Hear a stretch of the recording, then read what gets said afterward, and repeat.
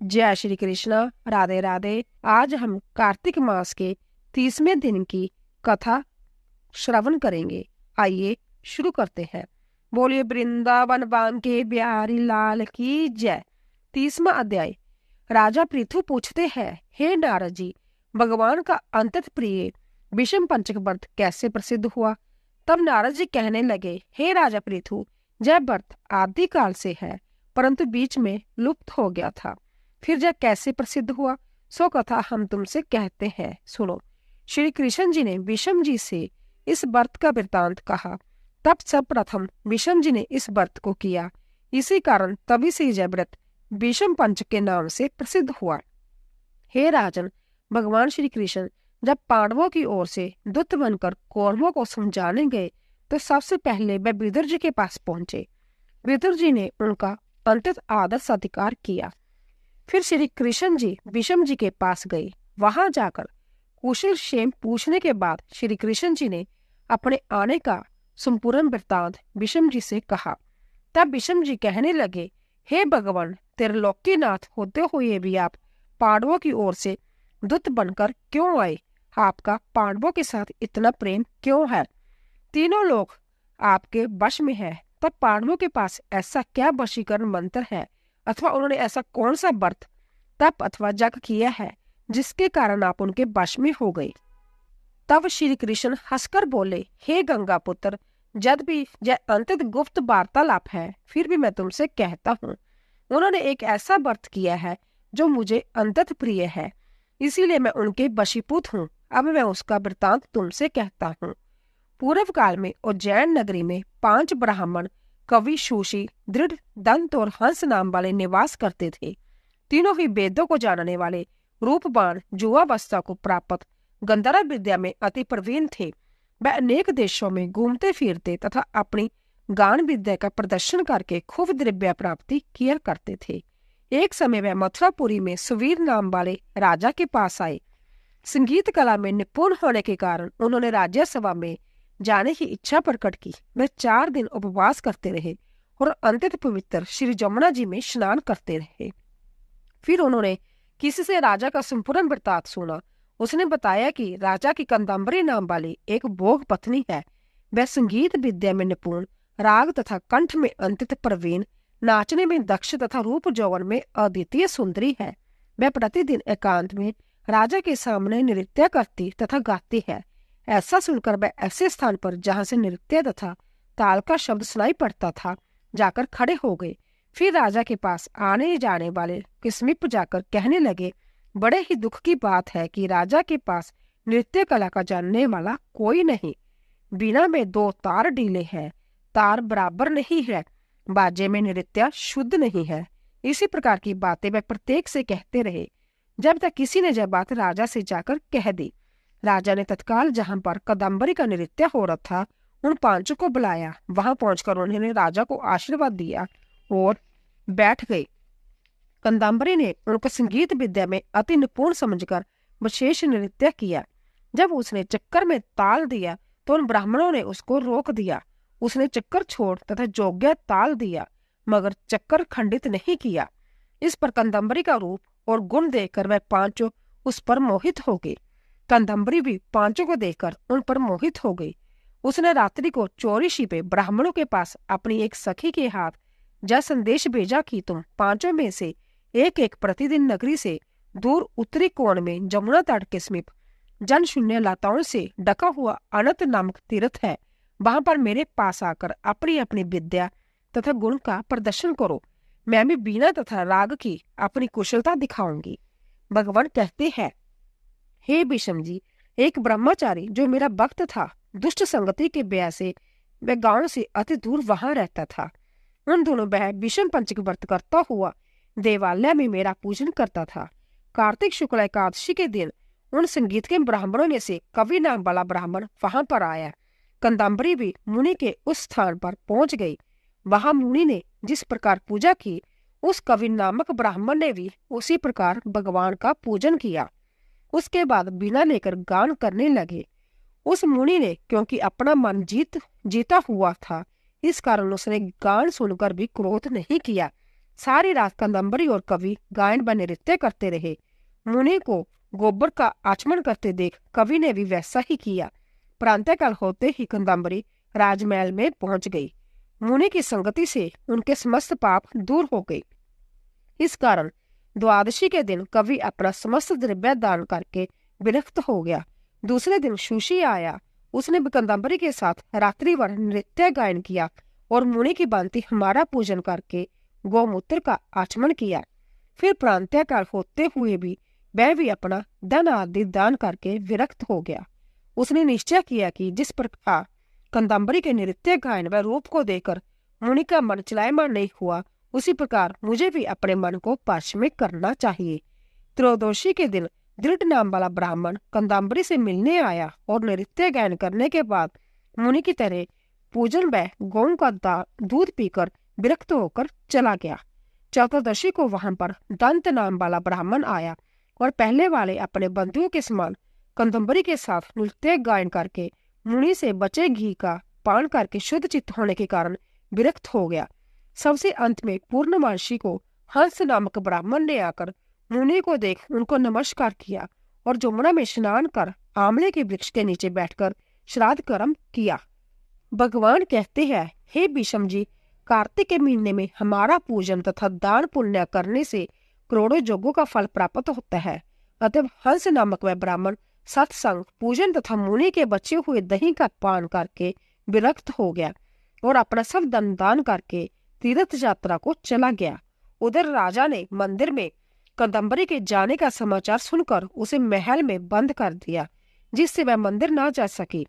कार्तिक मास में हमारे सामने नृत्य गान करने के कारण वही कंदम्बरी द्रौपदी हुई तथा हंस नाम वाला वह ब्राह्मण आंवले के वृक्ष के नीचे श्राद्ध आदि करने से युधिष्ठिर हुआ।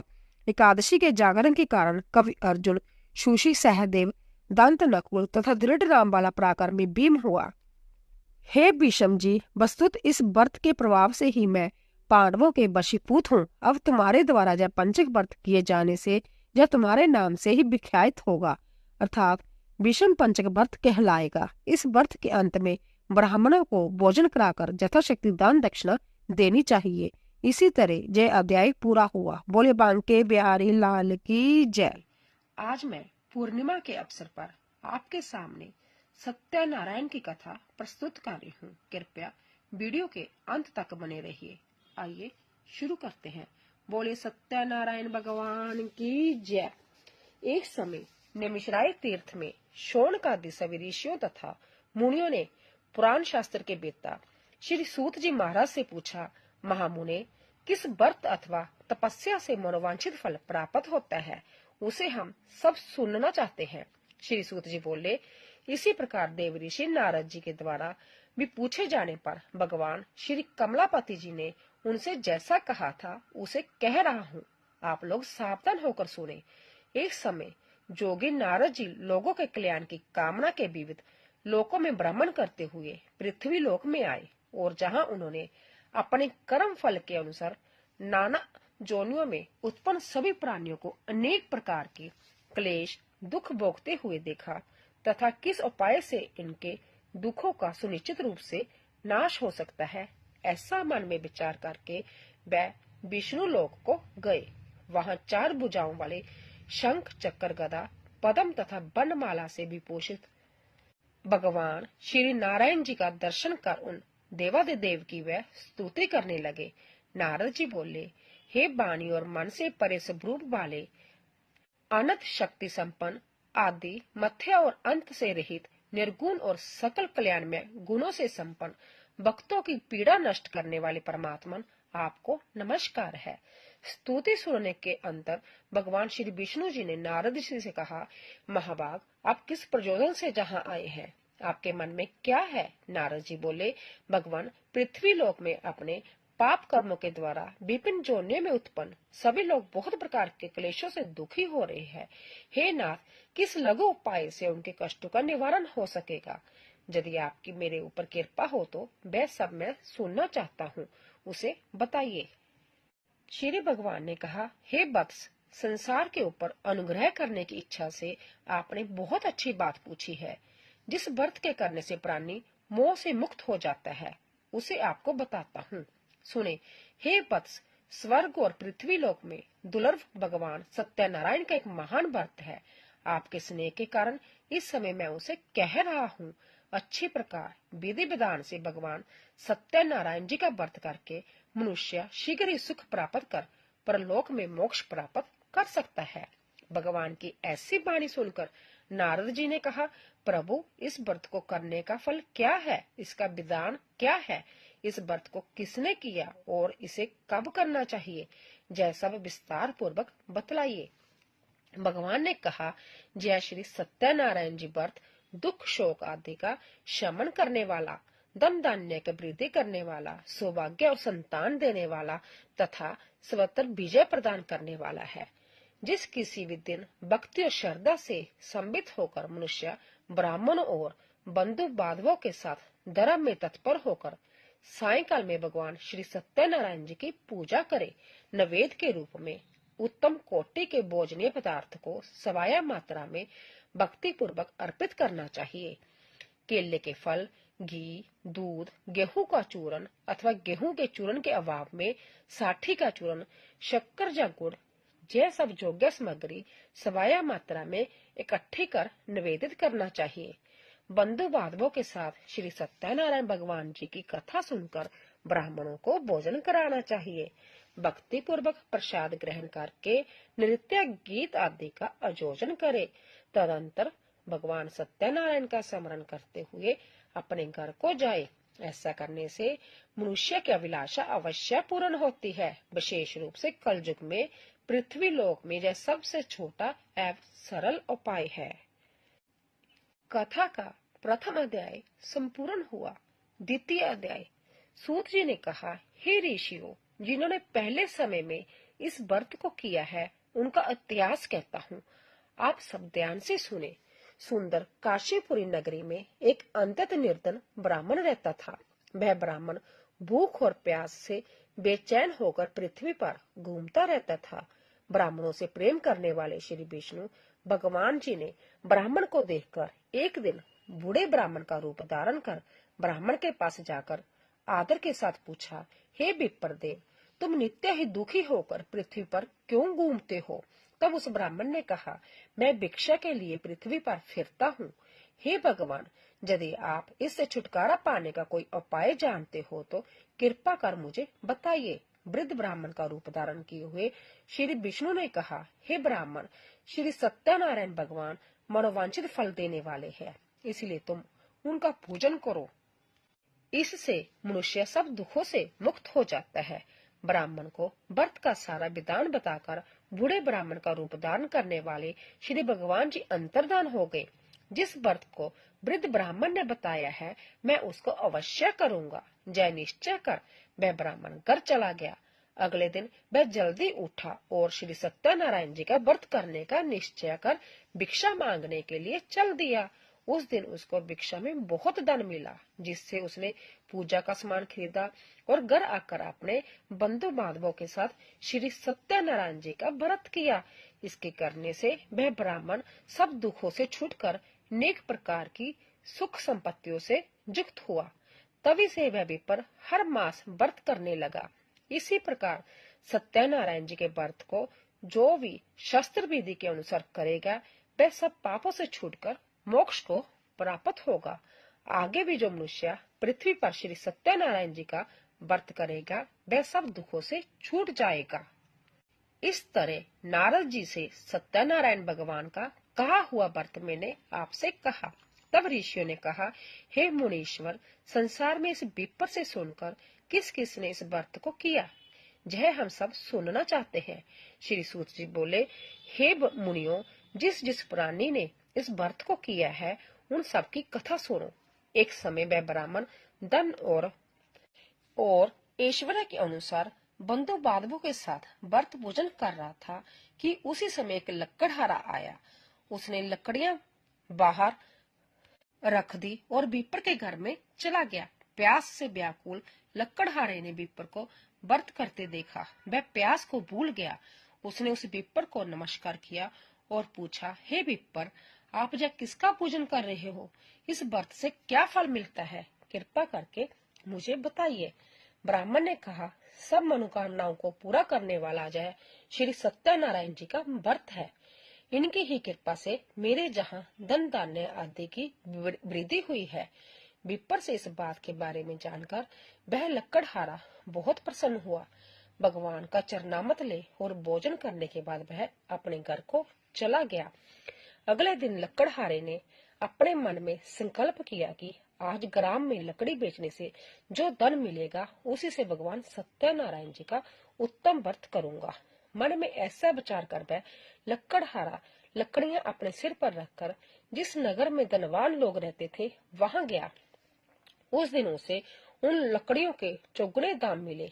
वह बूढ़ा लकड़हारा अति प्रसन्न होकर पक्के केले, शक्कर, शहद, घी, दूध, दही और गेहूं का चूर्ण इत्यादि भी श्री सत्यनारायण भगवान के व्रत की सभी सामग्री लेकर अपने घर आ गया। फिर उसने अपने बंधु बांधवों को बुलाकर विधि विधान के साथ भगवान की पूजा और व्रत किया। उस व्रत के प्रभाव से वह बूढ़ा लकड़हारा धन पुत्र आदि से युक्त हुआ और संसार के समस्त सुख भोग कर बैकुंठ को चला गया। सत्यनारायण व्रत कथा में दूसरा अध्याय संपूर्ण। तीसरा अध्याय। श्री सूत जी ने कहा, हे श्रेष्ठ मुनियों, अब एक और कथा कहता हूँ। पूर्व काल में उल्का मुख नाम का एक बुद्धिमान राजा था। वह सत्याभक्त और जितेंद्रिय था। प्रतिदिन स्थानों पर जाता तथा गरीबों को धन देकर उनके कष्ट दूर करता था। उसकी पत्नी सुंदर और सती साध्वी थी। भद्रशिला नदी के तट पर उन दोनों ने श्री सत्यनारायण भगवान जी का व्रत किया। साधु नामक एक वेश्या राजा को व्रत करते देख उनसे पूछने लगा, हे राजन, भक्ति युक्त चित्त से जय आप क्या कर रहे हैं? मेरी सुनने की इच्छा है। तब महाराज उल्का मुख ने कहा, हे साधु वेश्या, मैं अपने बंधु बांधवों के साथ सनातन की प्राप्ति के लिए महाशक्तिमान सत्यनारायण भगवान का व्रत व पूजन कर रहा हूँ। उसने कहा, हे राजन, मुझे भी इसका सब विधान बताइए। मैं भी आपके कथा अनुसार इस व्रत को करूंगा। मुझे कोई संतान नहीं है। विश्वास है कि इससे निश्चय ही मेरे जहाँ भी संतान होगी। राजा से सब विधान सुन व्यापार से निवृत्त हो वह वेश्या खुशी खुशी अपने घर आया। वेश्या ने अपनी पत्नी लीलावती से संतान देने वाले उस व्रत का समाचार सुनाया और प्रण किया कि जब हमारे जहाँ संतान होगी तब मैं इस व्रत को करूंगा। एक दिन उसकी पत्नी लीलावती संसारिक धर्म में प्रवृत्त होकर गर्भवती हो गई। उसने एक सुंदर कन्या को जन्म दिया। कन्या का नाम कलावती रखा गया। इसके बाद लीलावती ने अपने पति को स्मरण दिलाया कि आपने जो भगवान का व्रत करने का संकल्प किया था, अब आप उसे पूरा कीजिए। साधु वेश्या ने कहा, हे प्रिय, मैं कन्या के विवाह पर इस व्रत को करूंगा। इस प्रकार अपनी पत्नी को विश्वास दे वह व्यापार करने चला गया। काफी दिनों पश्चात वह लौटा तो उसने नगर में सखियों के साथ अपनी पुत्री को खेलते देखा। वेश्या ने तत्काल कलावती के लिए कोई सुयोग्य वर की तलाश की। कंचन नगर के एक सुजोग बणिक पुत्र से अपने बंधु बांधवों सहित प्रसन्नचित होकर अपनी पुत्री का विवाह उसके साथ कर दिया। वेश्या विवाह के समय भी सत्यनारायण का भगवान का व्रत करना भूल गया। इस पर श्री सत्यनारायण भगवान की लीला हुई। अपने कार्य में कुशल साधु नामक वेश्या अपने जमाता सहित नाव को लेकर व्यापार करने के लिए समुद्र के समीप स्थित रत्नपुर नगर में गए। दोनों ससुर जमाई राजा चंद्रकेतु के नगर में व्यापार करने लगे। एक दिन भगवान सत्यनारायण जी की माया से प्रेरित एक चोर राजा का धन चुराकर भागा जा रहा था। सजा के दूतों को अपने पीछे आते देखकर चोर ने घबरा कर राजा के धन को उनकी नाव में रखकर भाग गया जहाँ ससुर जमाई थे। जब राजा के धन को उनकी नाव में रखा देखा तो पकड़कर राजा के समीप जाकर बोले, हम जो 2 चोर पकड़ कर लाए हैं, आप आज्ञा दे। राजा ने कारागार में डालने की आज्ञा दे दी। इस प्रकार राजा की आज्ञा से उनको कठिन कारावास में डाल दिया गया तथा उनका धन भी ले लिया। सत्यनारायण भगवान की लीला के अनुसार साधु वेश्या की पत्नी लीलावती व पुत्री कलावती भी घर पर बहुत दुखी हुई। उनके घर में रखा धन चोर ले गए। एक दिन शारीरिक व मानसिक पीड़ा तथा भूख प्यास से अति दुखित हो भोजन की चिंता में कलावती एक ब्राह्मण के घर गई। उसने श्री सत्यनारायण भगवान का व्रत होते देखा। उसने कथा सुनी तथा प्रसाद ग्रहण कर रात को घर आई। माता ने कलावती से पूछा, हे पुत्री, तू अब तक कहाँ रही? वह तेरे मन में क्या है? कलावती बोली, हे माता, मैंने श्री सत्यनारायण भगवान का व्रत होते देखा है। तब कलावती के वचन सुनकर लीलावती ने सत्यनारायण भगवान की पूजन की तैयारी की। उसने परिवार और बंधुओं सहित श्री सत्यनारायण भगवान का पूजन व व्रत किया और वर मांगा कि मेरे पति और दामाद शीघ्र ही घर लौट आए। साथ ही प्रार्थना की, हम सबका अपराध क्षमा करो। श्री सत्यनारायण भगवान जी इस व्रत से संतुष्ट हो गए। उन्होंने राजा चंद्रकेतु को स्वप्न में दर्शन देकर कहा, हे राजन, जिन दोनों वेश्यों को तुमने बंदी बना रखा है वह निर्दोष है, उन्हें प्रांतः ही छोड़ देना। राजा से वचन कहकर भगवान अंतर्धान हो गए। प्रांतःकाल राजा चंद्रकेतु ने सभा में सबको अपना स्वप्न सुनाया और सैनिकों को आज्ञा दी कि दोनों बनिक पुत्रों को कैद से मुक्त कर सभा में लाया जाए। दोनों ने आते ही राजा को प्रणाम किया। राजा ने उनसे कहा, हे महान बाबो, तुम्हें भाविवश ऐसा कठिन दुख प्राप्त हुआ है, अब तुम्हें कोई भय नहीं, तुम मुक्त हो। ऐसा कहकर राजा ने उनको नए नए वस्त्र आभूषण दिए तथा उनका जितना धन लिया था उससे दोनों लुटाकर आदर से विदा किया। दोनों वेश्या अपने घर को चल दिए। सत्यनारायण व्रत कथा तीसरा अध्याय संपूर्ण। चौथा अध्याय। श्री सूत जी ने कहा, वेश्या और उसके जमाई ने मंगलाचार करके यात्रा आरंभ की और अपने नगर की ओर चल पड़े। उनके थोड़ी दूर आगे बढ़ने पर दंडी वेशधारी श्री भगवान जी ने उनसे पूछा, हे वेश्या, तेरी नाभ में क्या है? अभिमानी बणिक हंसता हुआ बोला, हे दंडी, आप क्यों पूछते हैं? क्या धन लेने की इच्छा है? मेरी नाभ में तो बेल और पत्ते भरे हैं। वेश्या का कठोर वचन सुनकर दंडी रूप में भगवान ने कहा, तुम्हारा वचन सत्य हो। ऐसा कहकर वहां से कुछ दूर जाकर समुद्र के किनारे बैठ गए। दंडी महाराज के जाने के पश्चात वेश्या ने नित्य क्रिया से निवृत्त होने के बाद नाव को ऊंची उठी देखकर अचंबा किया तथा नाव में बेल पत्ते आदि देखकर मूर्छित हो जमीन पर गिर पड़ा। होश आने पर अंतत शोक प्रकट करने लगा। तब उसके जमाता ने कहा, आप शोक न करें, यह दंडी महाराज का श्राप है। अंत्य उनकी शरण में ही चलना चाहिए, तभी हमारी मनोकामना पूरी होगी। जमाता के वचन सुनकर दंडी महाराज के पास पहुंचा और भक्ति भाव से प्रणाम करके बोला, मैंने जो आपसे असत्य वचन कहे थे उसके लिए मुझे क्षमा करे। ऐसा कहकर वेश्या रोने लगा। तब दंडी भगवान बोले, हे बनिक पुत्र, मेरी आज्ञा से तुझे बार बार दुख प्राप्त हुआ है, तू मेरी पूजा से विमुख हुआ है।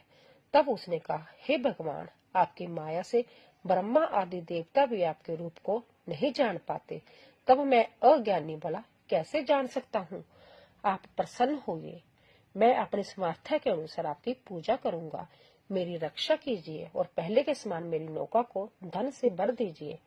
उसके भक्ति युक्त वचन सुनकर भगवान जी प्रसन्न हो गए और उसकी इच्छा अनुसार वर देकर अंतर्धान हो गए। तब ससुर व जमाता दोनों ने नाव पर आकर देखा कि नाव धन से परिपूर्ण है।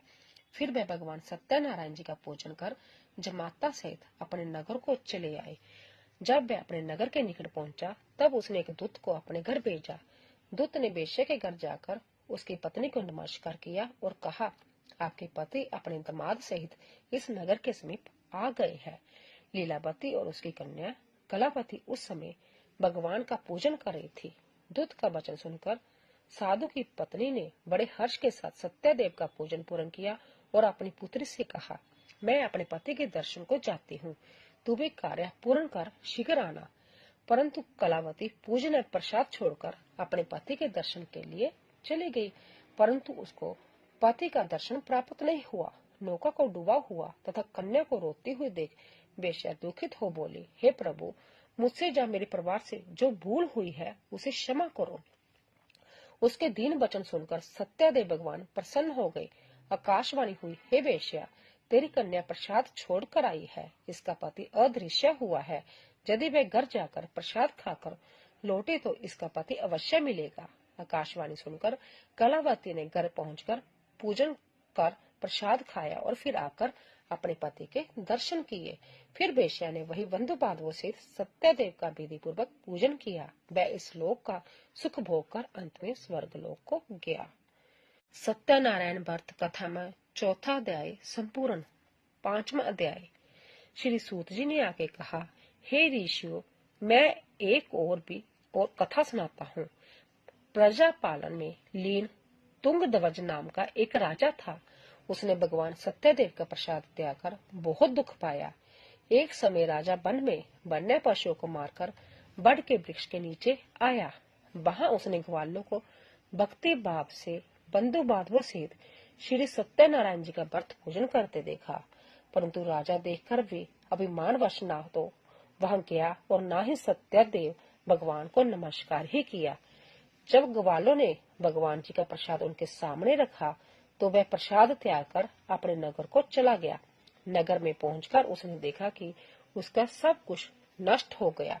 वह समझ गया कि यह सब भगवान सत्यदेव ने ही किया है। तब वह उसी स्थान पर वापस आया और ग्वालों के समीप गया और विधि पूर्वक पूजन कर प्रसाद खाया तो सत्यनारायण जी की कृपा से सब कुछ पहले जैसा ही हो गया और दीर्घ काल तक सुख भोग कर स्वर्ग लोक को चला गया। जो मनुष्य इस परम दुर्लभ व्रत को करेगा, श्री सत्यनारायण भगवान की कृपा से उसे धन धान्य की प्राप्ति होगी।